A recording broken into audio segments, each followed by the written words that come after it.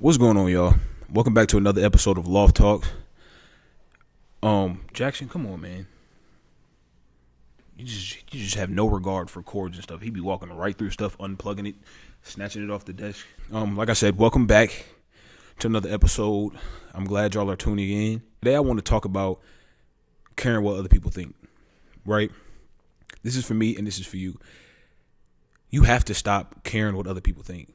There's no other way to go about life if you want to be successful than to stop caring what other people think. And I know it's easier said than done because I'm the type of person where I feel like I don't care what people think. You get what I'm saying?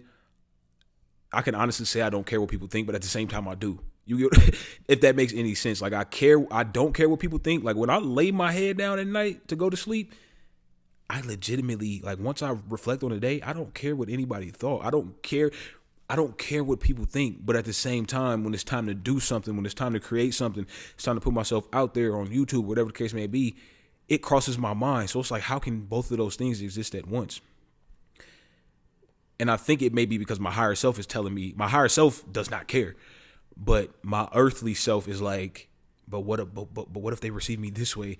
And what if they think that this is corny, or what if they feel like this about this? And at some point we have to shed that, because it's always going to be somebody with something to say, with an opinion, whether they share it or not. Everybody's forming an opinion in their head. Everybody has their own perspective. You get what I'm saying? Somebody's going to love you to life. Somebody else is going to hate your guts, right? That's just how life works. That's how the cookie crumbles. That's how the cake is baked. You get what I'm saying? I got to stop saying so much. A lot of times we have a fear of other people and their thoughts and what they may think because we have this spotlight syndrome. And I don't even know if that's what it's called exactly.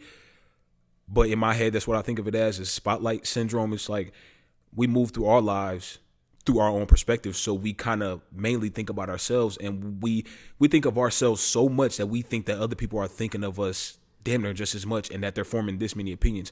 9 times out of 10, like I said, people do form opinions about you when they see you and get to know you, but it's not as much as you think it is. I highly doubt it's as much as you think it is. People don't think of you as much as you think they think of you, right? People are worried about themselves just like you're worried about yourself, right? Most of the time. And even if they do think of you, it's probably for a brief moment, a lot shorter than you think that they do. People can have their opinions. They can think you're terrible, or they can think you're amazing. It's not going to affect your checkbook. It's not going to affect your bank account, your wallet, your Apple Pay, your Cash App, your Venmo, your PayPal. You get the point. People can think whatever they want to think, but you have to live life for you at the end of the day. If you want to go make goofy YouTube videos, go do it. If you want to become a freelancer and all of your friends and peers are in corporate America and have these official jobs where their income is set and secure, but you want to do the opposite and you think they're going to like look at you sideways or make fun of you, so what? This is your life. You have to live for you at the end of the day. You can't be out here living for the possible opinions of everybody else, because the thing is, you don't even know what people are thinking. Unless they say it to you, 9 times out of 10, you don't know what they're thinking. And a lot of times, and like I said, this is for me and this is for you, a lot of times we don't even know, like these things that we perceive that people like. From Dar Jones WN 6561. Anyways, a lot of times we have this idea in our mind that people are thinking this, or they might be thinking this, or what if they think it's this? And I bet like at bare minimum, half of what you think, for sure, at least half, maybe even all of what you think that people are thinking is not even happening. They're not even thinking. They may not even be thinking about you at all. You know what I'm saying? Or you might think all these things, and people could be in their minds, for all you know, praising you and thinking you're super amazing. But the thing is, the good or the bad thoughts that people may have about you should not, I don't want to say should not affect you, because you want the good ones to inspire you and keep you going, but they shouldn't control you. They shouldn't control your movement in life. They shouldn't control whether you go for what you want or not, whether you make the decision that you're trying to make, that you want to make, but you fear other people thinking something about it. You have to live for you. That's all I want to say to y'all, is that y'all have to live for yourselves. I have to live for me. We have to live for ourselves. You have to do in life what makes you happy. And I'm talking about like disregarding the opinions of even your parents, your siblings, the people closest to you. If they don't agree or they think it's dumb, goofy, stupid, whatever the case may be, if you're not hurting nobody doing it and you feel good going to sleep at night, you have to do what's best for you, for your quality of life and what you want out of life. And that fear of what people may think is really holding you back. Because the thing is, people are thinking stuff right now. Before you make that decision to go into music, drop a mixtape, go onto YouTube, make a podcast, work at somewhere, people may not quite agree. Before you've even made these decisions that you fear people's opinions on, people have opinions on you right now.